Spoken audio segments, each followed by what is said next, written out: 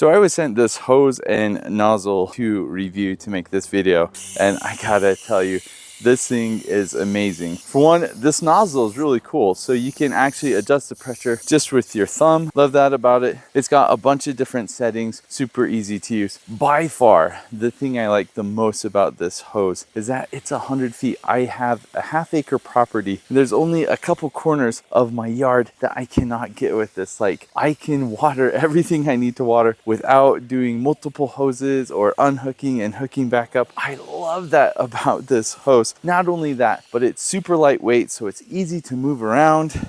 It's very compact, so rolling it up doesn't take up a lot of room. A couple things of note. For one, so it is extra thin, and I do notice that the pressure is a little bit lower because of that. So that's one thing to be aware of. And the other thing is I have no idea how long this is going to last. I've never used a hose like this before, so I'll do a follow-up video in a year to see if it lasts at least a year. But as is now, I'm so happy with this. Having a 100-foot hose that is inexpensive, lightweight, comes with a great nozzle. Like, this thing is amazing.